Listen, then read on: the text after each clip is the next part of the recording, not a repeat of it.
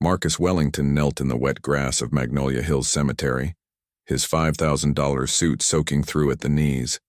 And he didn't care, because the only thing that mattered was 6 feet under the black granite stone his trembling fingers traced. The rain had stopped an hour ago, but the air still hung heavy with moisture, thick enough to choke on. Spanish moss dripped from the ancient live oaks that stretched their gnarled branches across the cemetery, like arthritic fingers reaching for something long lost.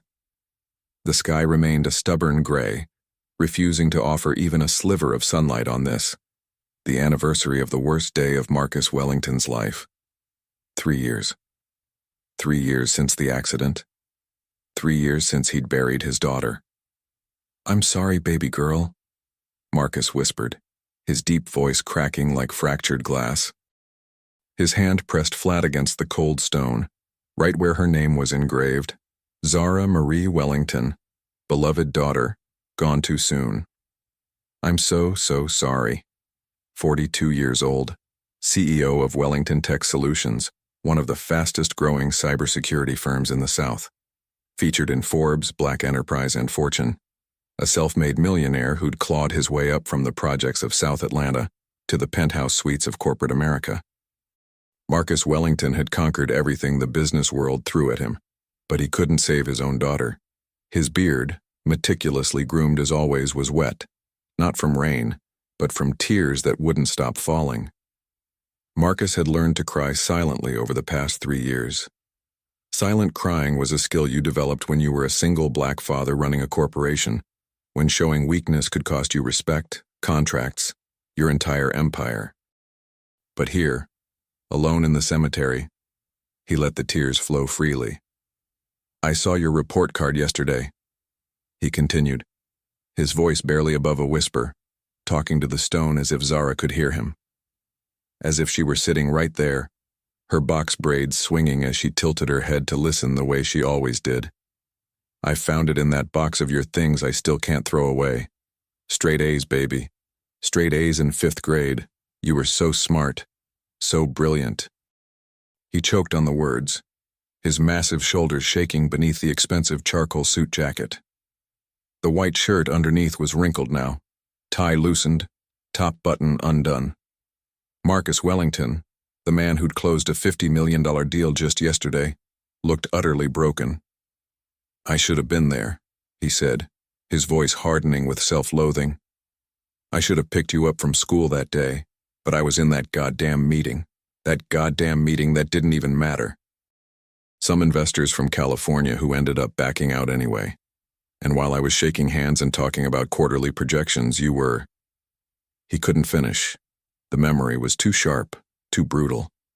His executive assistant Patricia's call, the scream in her voice, the drive to Grady Memorial Hospital that felt like it took a lifetime, the sterile smell of antiseptic, the doctor's face, young, sympathetic, delivering news that doctors should never have to deliver. "We did everything we could, Mr. Wellington, but the injuries were too severe. I'm so sorry. The drunk driver who ran the red light walked away with a broken arm. Zara didn't walk away at all." Marcus's hand curled into a fist against the gravestone, his knuckles, already scarred from the night he'd punched a wall in his office after the funeral, turned white with pressure. "I would trade everything," he said, his voice dropping to something raw and primal. "Everything I've built, every dollar. Every deal, every award on my wall, I'd give it all up. I'd live in a cardboard box under a bridge, if I could have just 5 more minutes with you." The cemetery was silent, except for the distant caw of crows and the rustle of leaves in the October wind. Marcus stayed kneeling, his expensive Italian leather shoes sinking slightly into the soft earth. He didn't care. Time had lost all meaning here. "Your school called last week," he said, desperate to fill the silence, desperate to feel connected to her somehow. "They're naming the new library after you, the Zara Wellington Memorial Library. They want me to come to the dedication ceremony next month. I don't know if I can do it, baby. I don't know if I can stand there and smile and shake hands and pretend like I'm okay when I'm not, when I'll never be okay again." 40 feet away, hidden behind a weathered granite monument topped with a weeping angel, A 12-year-old girl with long box braids watched her father fall apart. Zara Wellington stood perfectly still, her thin frame concealed by the massive tombstone, her heart hammering so hard in her chest she was certain he could hear it. She wore a gray hoodie that was 2 sizes too big and faded jeans with holes in the knees. Not the designer clothes her father used to buy her, but thrift store finds that helped her blend into her new life. Her hands gripped the cold stone so tightly her knuckles ached. She wanted to run to him. Every cell in her body screamed for her to step out from behind the monument to call out, "Daddy," the way she used to when he came home from work, to feel his strong arms wrap around her and hold her like he used to when she had nightmares. But she couldn't. 3 years. 3 years of watching from a distance. 3 years of seeing him visit her grave every week without fail. 3 years of witnessing his grief, his guilt, his slow disintegration from the strong, confident father she remembered into this broken man kneeling in the mud. Tears streamed down Zara's face, mirroring the ones on her father's. She bit her lip hard enough to taste blood, forcing herself to stay silent, to stay hidden. Her chest felt like it might explode from the pressure of holding everything in. "I'm right here, Daddy," she thought desperately. "I'm right here. I'm alive. I'm okay." But she couldn't tell him. Not yet. Not until she understood what had really happened that day. Not until she figured out why someone wanted everyone to believe she was dead when she wasn't. Marcus's voice cut through her thoughts. "I keep having this dream," he was saying, his words thick with emotion. "You're calling for me. You're somewhere dark, and you're scared, and you're calling Daddy, Daddy, help me. And I'm running toward your voice, but I can never find you. I wake up every single night reaching for you, and you're not there. You're never there." Zara pressed her hand over her mouth, stifling a sob. She hadn't known. She hadn't known he was having nightmares. She hadn't known the depth of his pain because she'd been too afraid to get close enough to see it. "I'm failing you," Marcus continued, his voice breaking completely now. "Even in death, I'm failing you. I can't let go. I can't move on. Everyone tells me I need to. My therapist, my sister, even Patricia. But how do I move on from you? You were my whole world, Zara. My whole world." He lowered his head until his forehead rested against the gravestone, his body shaking with silent sobs that made Zara's own chest constrict with pain. This was the man who'd taught her to ride a bike, who'd stayed up all night helping her build a volcano for the science fair, who'd read her bedtime stories in different voices until she fell asleep laughing. This was her father, and she was killing him by staying away. But the alternative might kill them both. Zara forced herself to step back, deeper into the shadows of the monument. She couldn't risk him seeing her. Not today. Not like this. Not when she still had so many questions and no answers. As Marcus finally rose to his feet, his movements slow and heavy like a man decades older than 42, Zara memorized every detail of his face. The new lines around his eyes, the gray threading through his beard, the exhaustion etched into every feature. "I'm going to fix this," she promised silently. "I'm going to find out the truth, and then I'm coming home. I promise, Daddy. I promise." Marcus pulled a small stuffed elephant from his jacket pocket, the one he'd won for her at the state fair when she was 7, the one that had somehow survived the accident. He placed it gently at the base of the gravestone, his fingers lingering on the worn purple fabric. "I love you, baby girl," he whispered. "I'll see you next week." He turned and walked away, his shoulders squared in that familiar CEO posture, even though Zara could see how much effort it took him to maintain it. She watched until he disappeared between the rows of graves, until she heard his Mercedes start up in the distance, until she was alone with the ghosts and the secrets. Only then did she allow herself to collapse against the tombstone, sliding down until she sat in the damp grass, her body shaking with sobs she'd held back for too long. "I love you too, Daddy," she whispered to the empty cemetery. "And I'm going to make this right. I swear, I'm going to make this right." But as she sat there in the fading afternoon light, Zara Wellington couldn't shake the feeling that someone was watching her. That same feeling she'd had for 3 years, the feeling that had kept her in hiding, that had forced her to become a ghost in her own life. Somewhere in Atlanta, someone knew she was alive. Someone who'd gone to great lengths to make the world believe she was dead. Someone powerful enough to fake medical records, death certificates, even a funeral.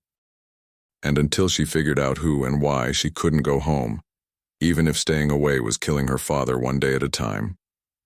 Marcus Wellington sat in his corner office on the 23rd floor of Wellington Tower, staring at the Atlanta skyline without really seeing it.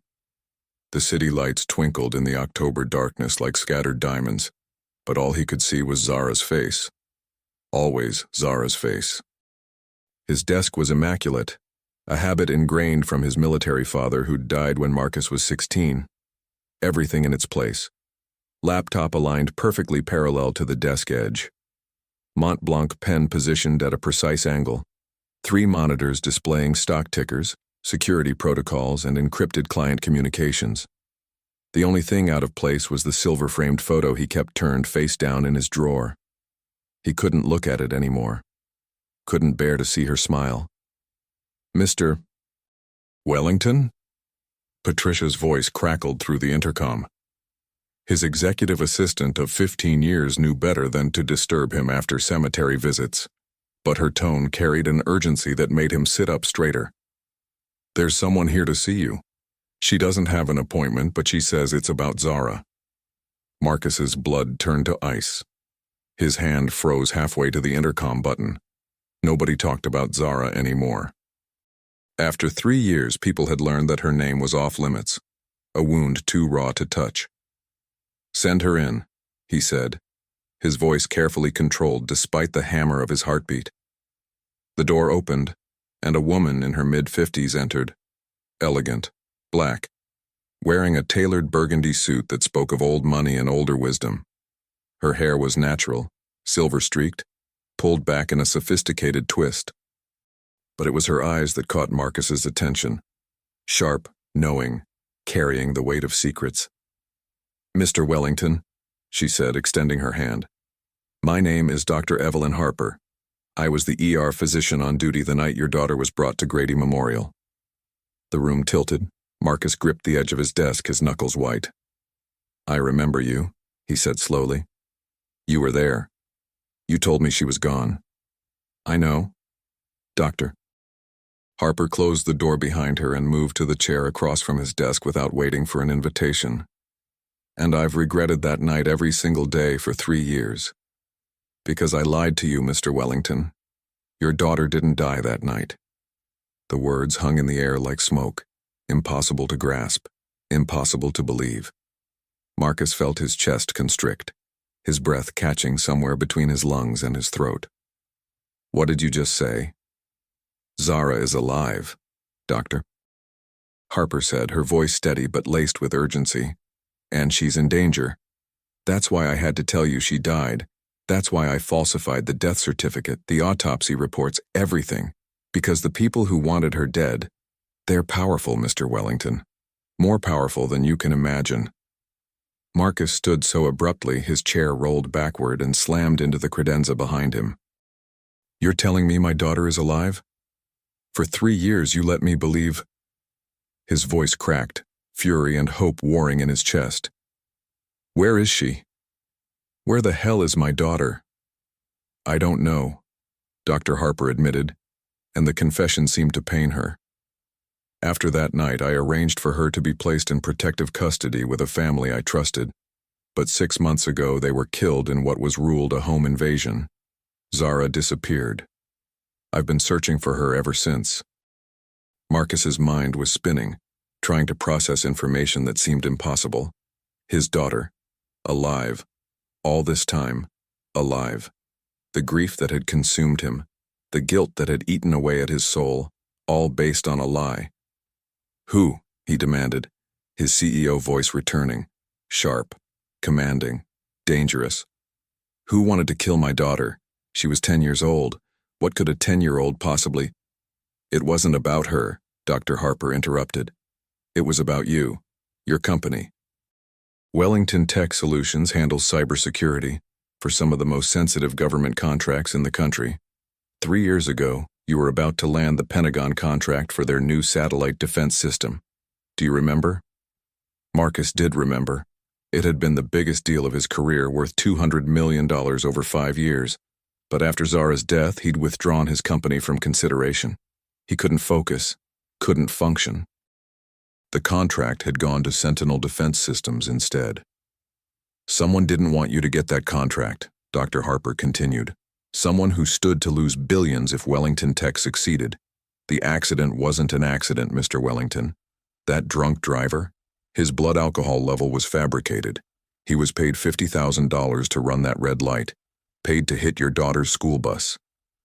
The rage that exploded in Marcus's chest was white-hot, primal. His hands clenched into fists so tight his nails cut into his palms. Who? The word came out as a growl. Give me a name. Richard Castellane. The name hit Marcus like a physical blow. Richard Castellane, founder and CEO of Sentinel Defense Systems, his biggest competitor. A man Marcus had gone head-to-head with on contracts for years. A man who smiled in boardrooms and shook hands at industry conferences while apparently ordering hits on children. That son of a bitch, Marcus breathed. I'll kill him, You'll do nothing, Dr. Harper said firmly, except help me find your daughter before he does, because Castellane thinks she's dead. The moment he discovers she's alive, the moment he realizes there's a witness who could connect him to attempted murder, he will finish what he started. 3 miles away, in a cramped studio apartment in East Atlanta, Zara Wellington sat cross-legged on a threadbare carpet, her laptop balanced on her knees. The screen glowed in the darkness, reflecting in her determined eyes as her fingers flew across the keyboard. She'd taught herself to code over the past 3 years, taught herself to hack, to dig through encrypted files, to follow digital breadcrumbs that most people didn't even know existed. When you were 12 years old and presumed dead, you had a lot of time to learn new skills. The apartment belonged to Miss Corinne, a 78-year-old former jazz singer who'd taken Zara in 8 months ago.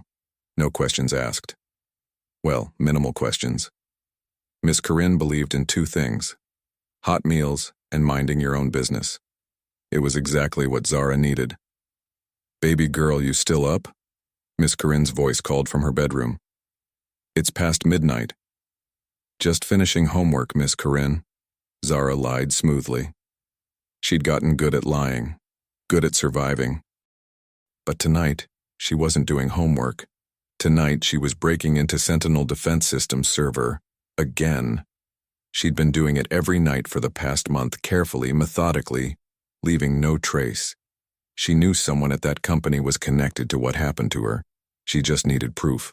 The files loaded slowly, encrypted documents that had taken her weeks to crack, financial records, email correspondence, meeting notes. And then, there.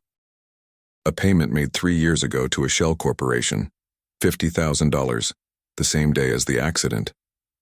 Zara's breath caught. This was it. This was the evidence she needed. Her fingers trembled as she copied the files to an external drive. She was so focused on the download progress bar that she didn't notice the black SUV that pulled up outside Miss Corinne's building. Didn't see the 2 men in dark suits who entered through the security door someone had conveniently left propped open. She didn't notice anything was wrong until she heard Miss Corinne scream. Zara's head snapped up, her heart hammering. Heavy footsteps in the hallway. Men's voices, low and threatening. Miss Corinne's voice defiant. There's no girl here. You got the wrong apartment.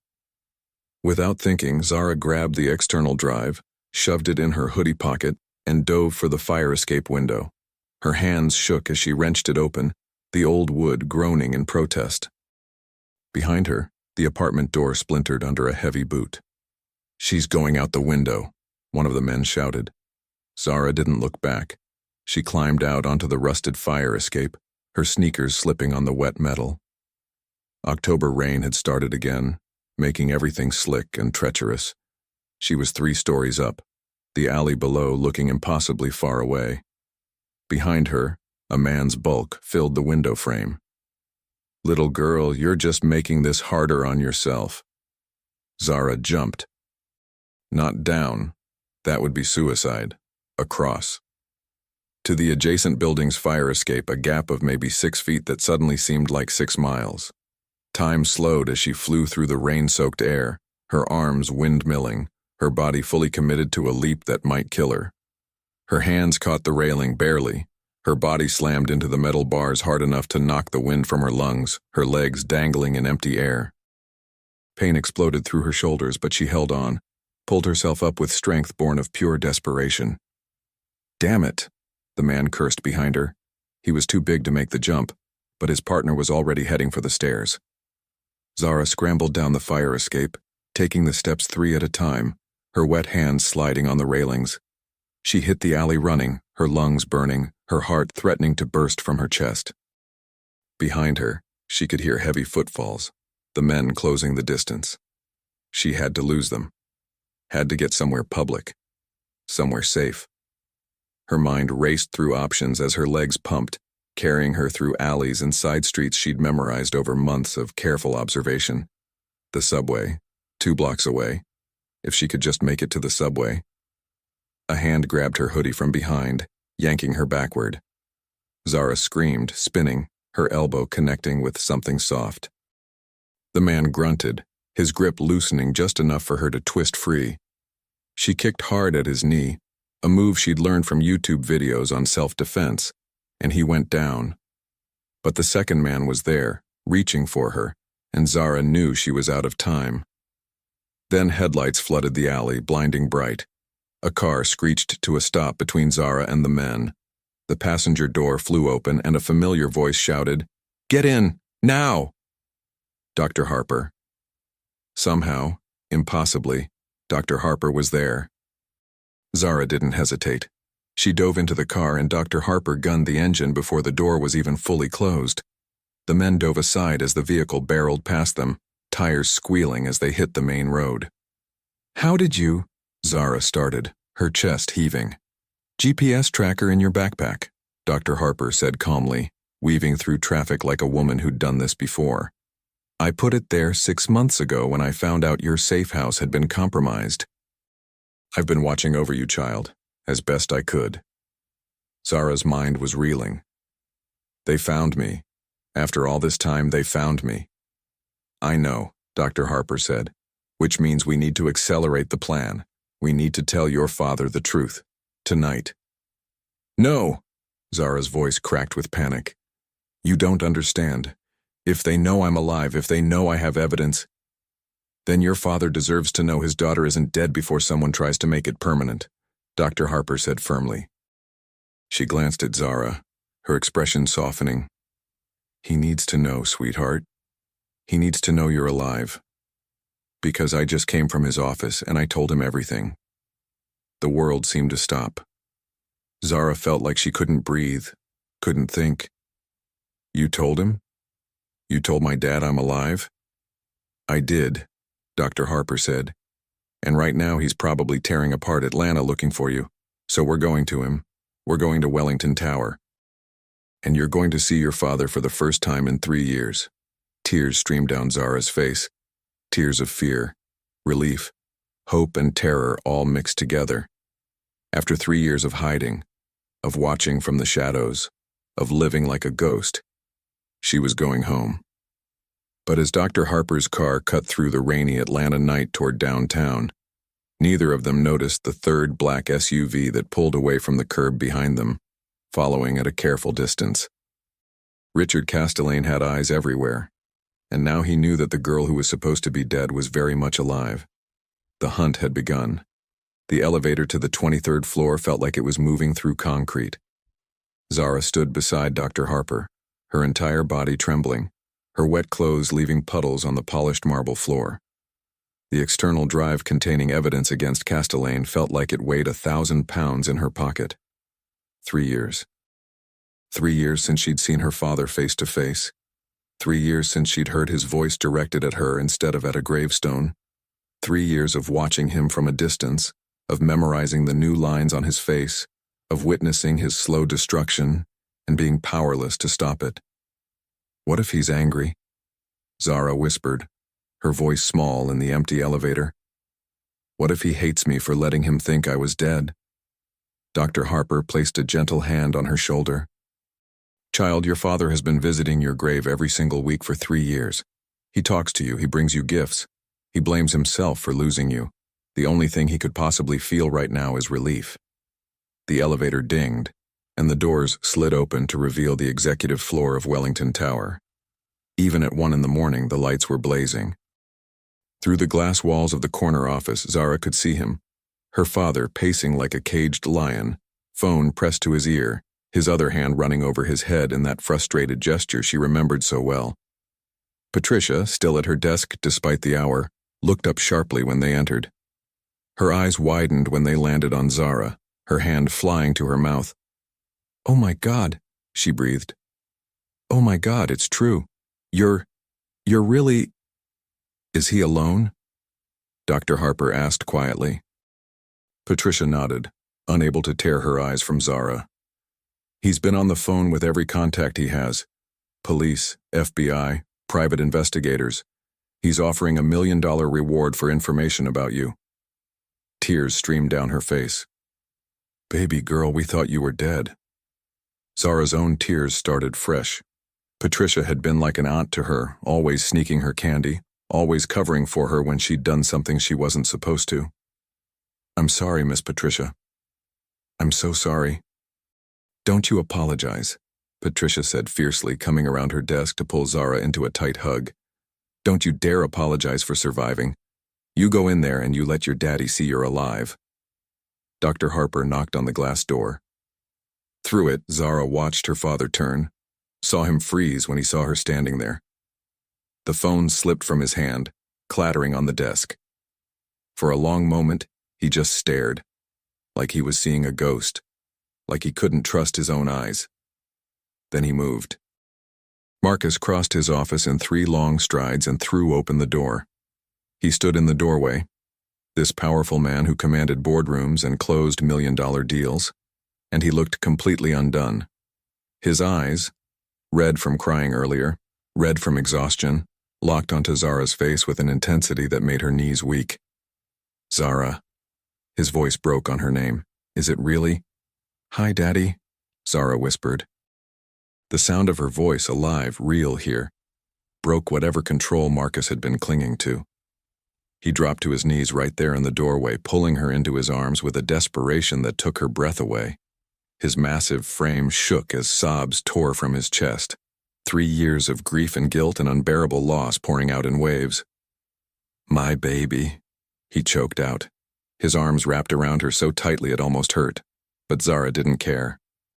She buried her face in his shoulder and cried just as hard, her small hands fisting in his expensive suit jacket. "My baby girl, you're alive. You're really alive." "I'm sorry," Zara sobbed. "I'm so sorry, Daddy. I wanted to tell you. I wanted to come home so bad, but they said if anyone knew I was alive, they'd finish what they started.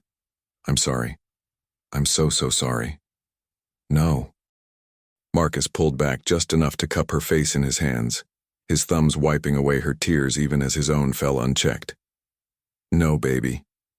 You have nothing to apologize for. Nothing. Do you hear me? You survived. You're here. That's all that matters." He looked at her like he was trying to memorize every detail, like he couldn't quite believe she was real. His hands moved to her shoulders, her arms, checking for injuries with the frantic energy of a parent who'd just watched their child fall. "Are you hurt? Did they hurt you? Tell me you're okay." "I'm okay," Zara assured him, even though she wasn't sure it was entirely true. Her shoulders ached from catching the fire escape, her knees were scraped from running, and her chest felt tight from 3 years of carrying secrets too heavy for a child. "I'm okay, Daddy." Marcus pulled her close again, pressing his lips to the top of her head the way he used to when she was little, when nightmares would send her running to his room. "I've got you," he murmured, his voice thick with emotion. "I've got you now, and I'm never letting go. Never again." Dr. Harper cleared her throat gently. "Mr. Wellington, we need to talk. Castellane's men found her tonight. They know she's alive, which means we're running out of time. Marcus's expression shifted instantly, from devastated father to lethal protector. He stood, lifting Zara with him, keeping her tucked against his side like he was afraid she might disappear if he let go. "Patricia," he called out, his voice steady now, controlled. "Call Judge Morrison, wake him up if you have to. I need an emergency injunction. Then call my lawyer, my head of security, and every favor I'm owed at the FBI, now." Patricia was already moving, her fingers flying across her keyboard. On it. Marcus guided Zara to the leather couch in his office, sitting beside her, but keeping one arm around her shoulders. "Tell me everything," he said to Dr. Harper. "Every detail. Who, what, why, and how we make them pay." Dr. Harper settled into the chair across from them and laid it all out. The conspiracy, the fake death certificate, the trail of money that led back to Sentinel defense systems, all of it. Marcus listened with the focused intensity that had made him successful, his jaw clenching tighter with every revelation. "So Castelaine tried to kill my daughter to win a contract," he said flatly when she finished. "A contract worth $200 million. Actually, it was worth much more than that," a new voice said from the doorway. Everyone turned to see a man in his 60s enter the office, distinguished, silver-haired, wearing a suit that cost more than most people's cars.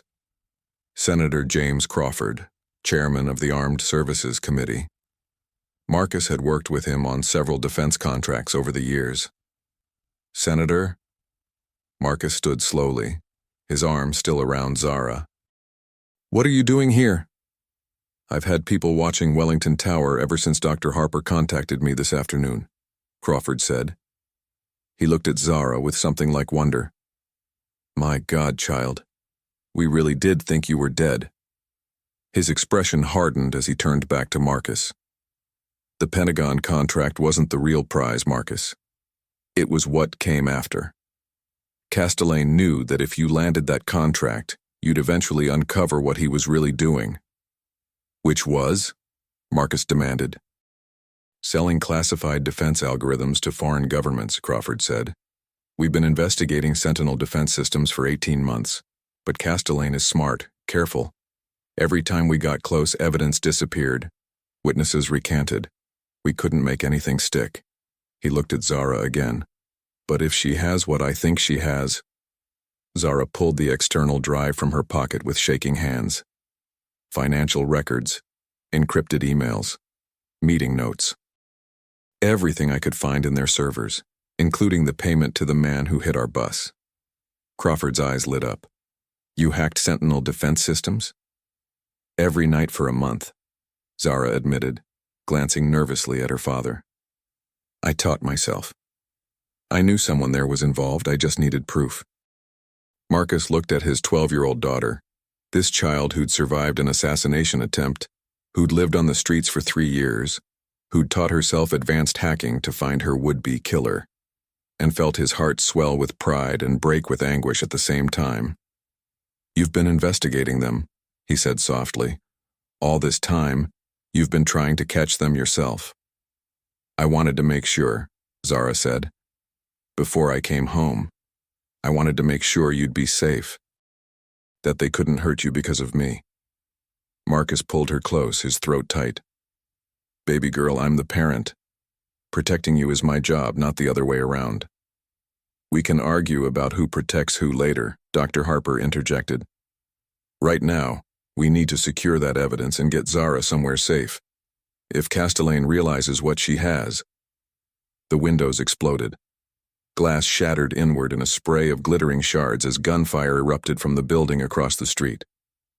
Marcus reacted on pure instinct, throwing himself over Zara, shielding her body with his own as bullets tore through his office.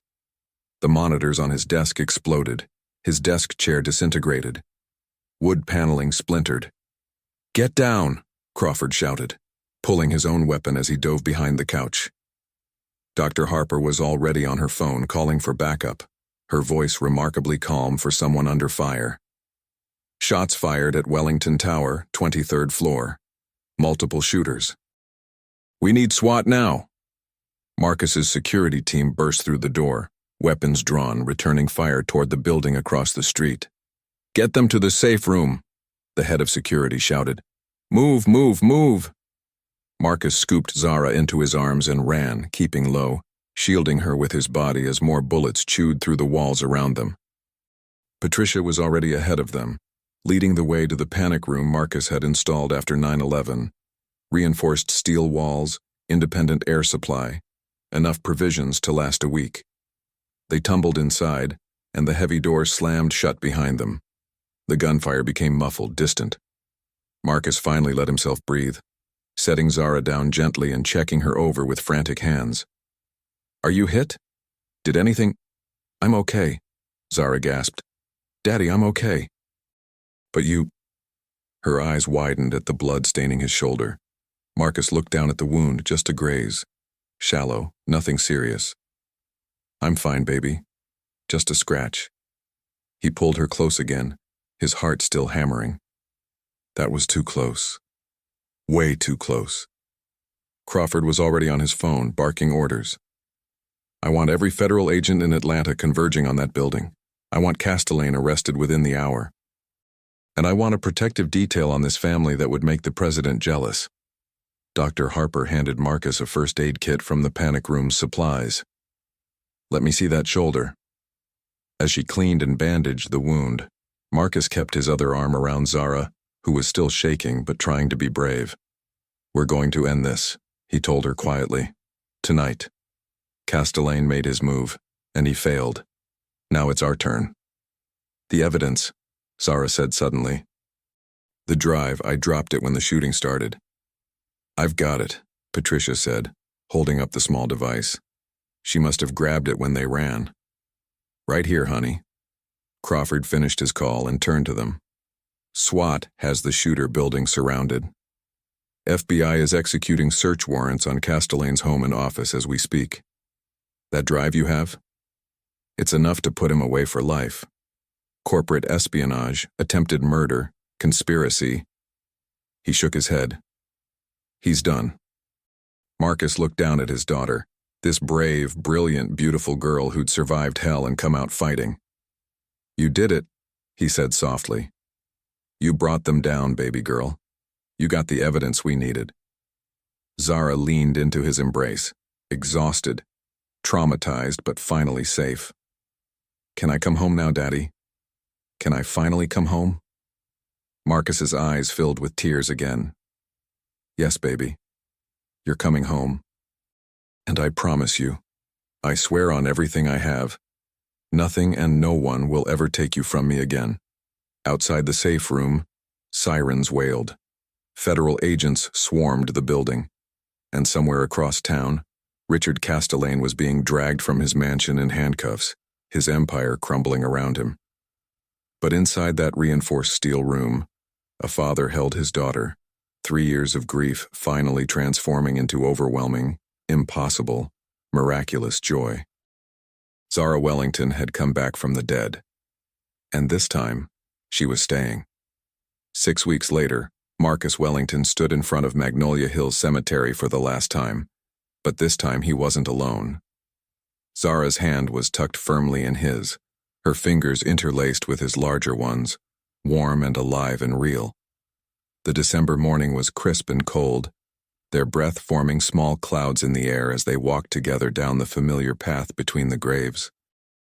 The live oak stood sentinel as always, their branches bare now in winter's grip, but somehow the cemetery felt different. Less heavy.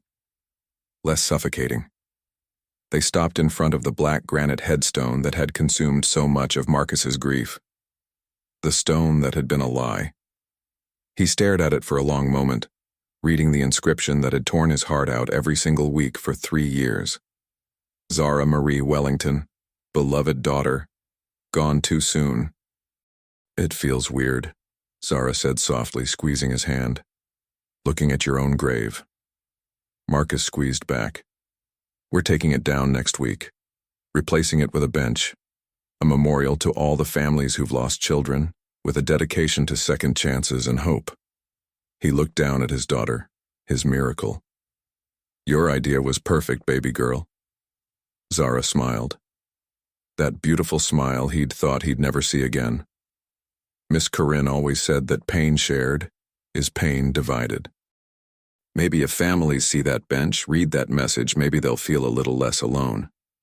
Miss Corinne, the 78-year-old jazz singer who'd sheltered his daughter for 8 months without asking for anything in return. Marcus had visited her in the hospital just yesterday. She'd been injured during the home invasion when Castellane's men came looking for Zara, but she was recovering well. He'd offered her money, a new apartment, anything she wanted. She'd refused it all, saying only, "That child needed someone to believe in her. I just gave her a safe place to land." Marcus made a mental note to have Patricia set up a trust fund in Miss Corinne's name anyway. Some debts couldn't be repaid, but they could be honored. "You ready?" he asked Zara gently. She nodded, pulling a folded piece of paper from her coat pocket.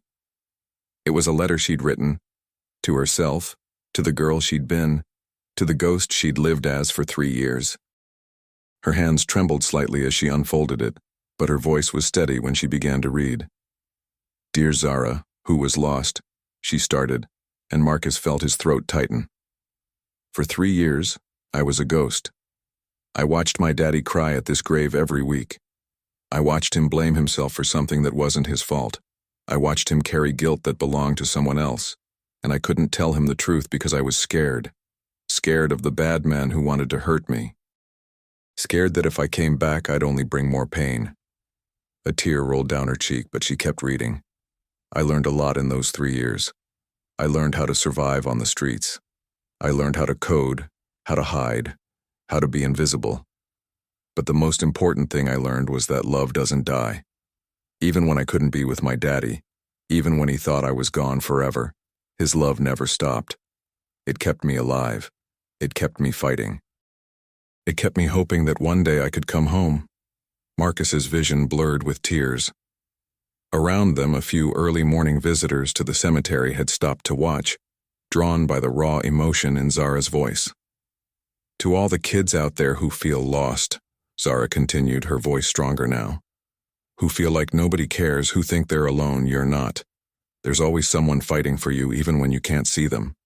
There's always hope, even in the darkest places. And there's always a way home." She folded the letter carefully and placed it at the base of the headstone, next to the stuffed purple elephant Marcus had brought the last time he was here. "Goodbye, ghost Zara," she whispered. "I don't need you anymore." Marcus pulled her into his arms, holding her close as they stood together in front of the grave that was no longer hers. "I'm so proud of you," he murmured into her hair. "So incredibly proud of who you've become." "I couldn't have done it without you, Daddy," Zara said, her voice muffled against his coat. "Even when I was hiding, I knew you were still my hero. That never changed." They stood there for a while longer, saying goodbye to 3 years of pain, 3 years of lies, 3 years of a life stolen and a family broken. But they were saying hello too, to a future that was still uncertain, still healing, but finally real. The ride back to their home in Buckhead was quiet but comfortable. Marcus had sold the old house, too many memories, too much pain, and bought a new place. A sprawling estate with high security, beautiful gardens, and a room that Zara had decorated herself. No more pink princess themes from when she was 10. Now it was deep purple walls, posters of coding heroes and civil rights leaders, bookshelves overflowing with mystery novels and programming textbooks. As they pulled into the circular driveway, Zara noticed all the cars. "Daddy, what's going on?" Marcus smiled mysteriously. "You'll see." Inside, the house was packed with people. Patricia was there, tears already streaming down her face. Dr. Evelyn Harper, who'd risked everything to save Zara's life. Senator Crawford, who'd helped bring down Castellane's empire. Marcus's sister Diane, who'd flown in from California the moment she learned her niece was alive. And in the corner, in a wheelchair with a nurse beside her, Miss Corinne, her eyes bright with joy. But the biggest group was Zara's old friends from school, kids who were 13 and 14 now, who'd attended her funeral 3 years ago, who'd mourned her and missed her and never forgotten her. "Surprise!" everyone shouted. Though tears were flowing more than smiles were shining. Zara's hands flew to her mouth, her eyes wide with shock and overwhelming emotion. Her best friend Maya was the first to reach her, pulling her into a fierce hug. "You're really here," Maya sobbed. "You're really, really here." "I'm here," Zara whispered back, hugging her tight. "I'm home." One by one, her friends surrounded her, hugging her, crying with her, asking a million questions all at once. Marcus stepped back, letting her have this moment, letting her reconnect with the life that had been stolen from her. His heart was so full it ached. Patricia appeared at his elbow, handing him a tissue. "You're crying again, boss." "Happy tears this time," Marcus said, wiping his eyes without shame. "For the first time in 3 years, these are happy tears."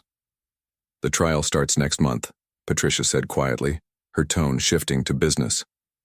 "Castellane's lawyers are still trying to negotiate a plea deal, but the prosecutor says with the evidence Zara gathered, plus the testimony from the driver he hired, plus the financial records, he's looking at 40 years minimum."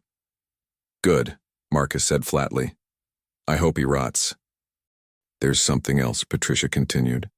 "The Pentagon contract, the one you withdrew from 3 years ago. They want to reopen discussions with Wellington Tech. They're impressed by the security protocols you've implemented since Zara came home. And the fact that a 12-year-old was able to hack Sentinel defense systems while they couldn't breach your systems. That made an impression." Marcus watched his daughter laugh at something one of her friends said, watched her be a kid again for the first time in years. "Tell them I'll think about it," he said. "But right now, my priority is her. Everything else can wait." Patricia nodded approvingly. "That's exactly what I told them you'd say." As the afternoon wore on, the gathering turned into something beautiful. Miss Corinne held court in her wheelchair, regaling everyone with stories of Zara's time living with her. "Child could burn toast," she said with a laugh, "but she could code like a demon. Used to stay up all night, those little fingers flying across that keyboard. I'd wake up and she'd have hacked into some corporation just to see if she could." "I never took anything," Zara protested, blushing. "I just looked around." "That's still illegal, baby girl," Marcus said, but he was smiling. He made a mental note to discuss proper ethical hacking with her later.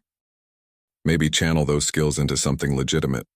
Lord knew his company could use someone with her talents on the cybersecurity team in about 10 years, when she was old enough to work.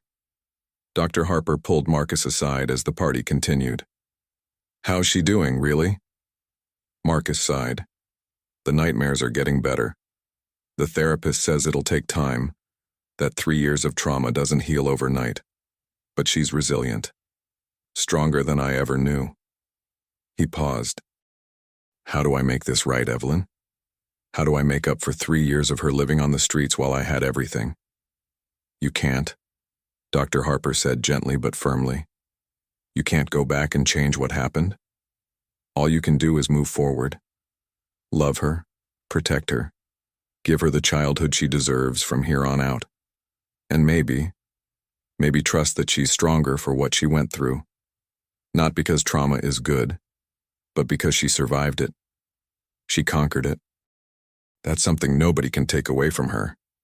Marcus nodded slowly, watching Zara show her friends something on her laptop, probably some code she was working on. "She wants to start a foundation," he said, "for missing and exploited children, kids who fall through the cracks of the system. She's already got ideas, plans, strategies. At 12 years old, she's thinking about how to save other kids like her." "Then help her do it," Dr. Harper said. "Not someday. Now.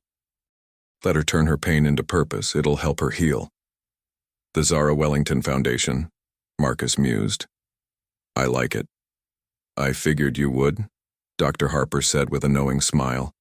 "I already started the paperwork. Should be ready for you to sign next week." Marcus laughed, really laughed, for the first time in what felt like forever. "You're something else, you know that? I'm a woman who learned that sometimes the rules need to be broken to do what's right," she replied. "Saving your daughter was the right thing even if I had to lie to do it. I'd do it again in a heartbeat.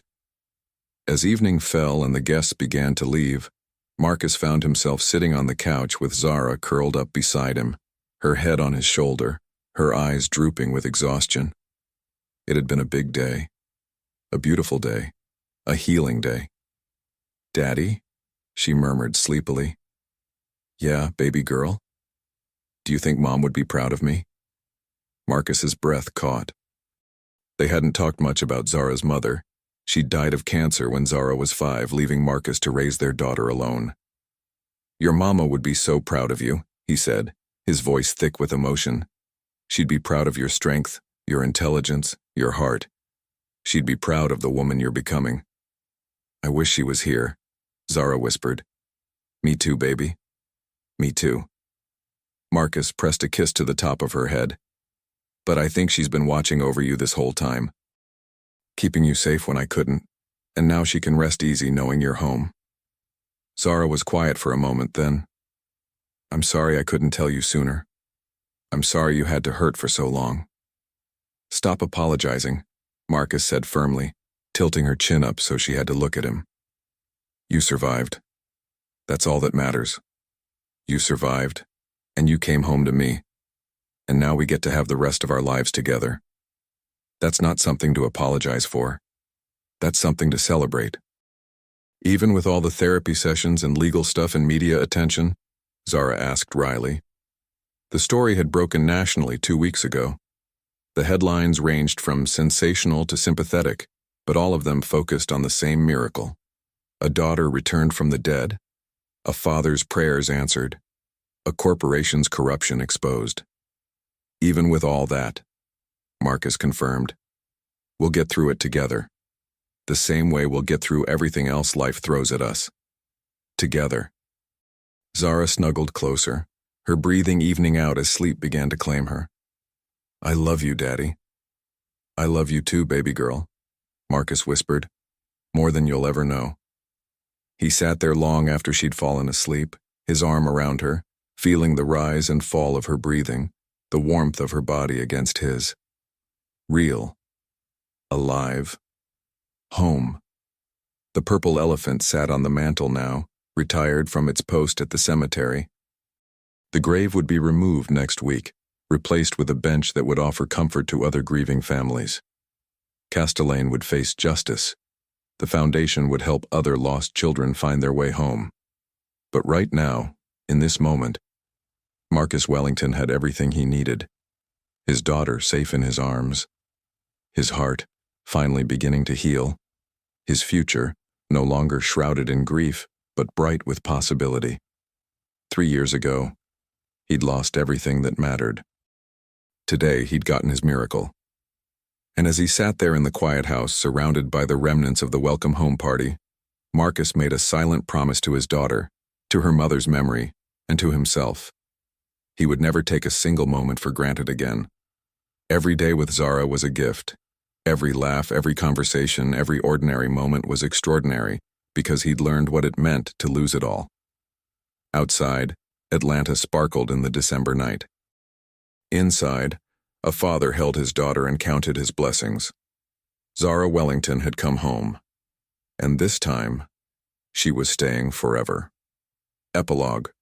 2 years later, Marcus stood at a podium in front of 500 people, his hand resting on Zara's shoulder as she stood beside him. At 14, she'd grown taller, more confident, but her eyes still held that same determined spark that had helped her survive 3 years on the streets. 2 years ago, Marcus said into the microphone, my daughter and I attended the ribbon cutting for the first Zara Wellington Safe House, a shelter for missing and exploited children who needed a place to rebuild their lives. Today, I'm proud to announce that we're opening our 10th location, with 5 more planned for next year. Applause erupted through the ballroom. Marcus smiled, squeezing Zara's shoulder gently. But this isn't about numbers.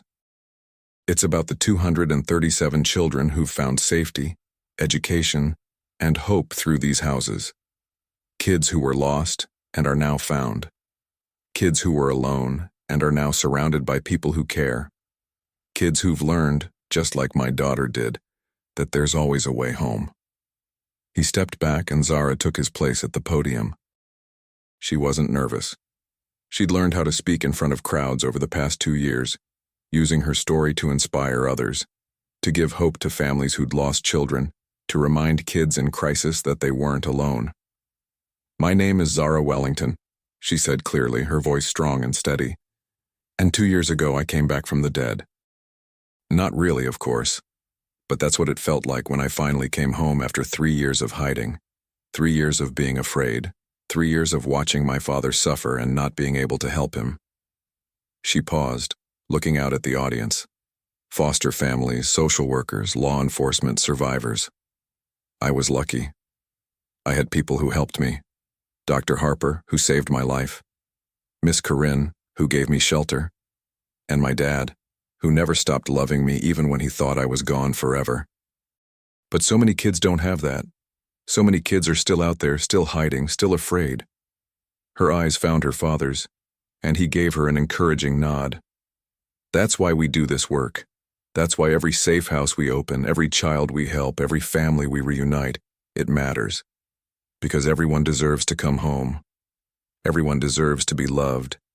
Everyone deserves a second chance." As Zara finished her speech to thunderous applause, Marcus felt his eyes sting with proud tears.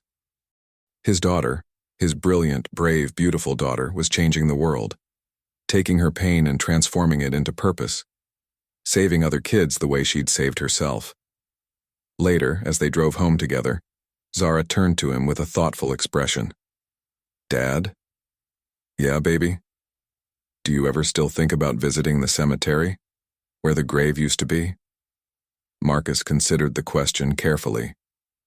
"Sometimes," he admitted, "but not with sadness anymore, more with gratitude. Gratitude that you're here, that we got our miracle, that we get to do this work together." Zara smiled, reaching over to squeeze his hand. "Me too." And as they drove through the Atlanta streets, father and daughter, partners in healing, Marcus Wellington realized that this, right here, right now, was what happiness looked like. Not the absence of pain, but the presence of love. Not forgetting the past, but building a better future. He'd cried at his daughter's grave, believing she was lost forever. Now she sat beside him, alive and thriving, proof that miracles do happen, that love endures, that families can be broken and made whole again. Zara Wellington had come home, and in doing so, she'd helped hundreds of other children find their way home too. This was their story, their second chance, their miracle, and it was just the beginning, the end.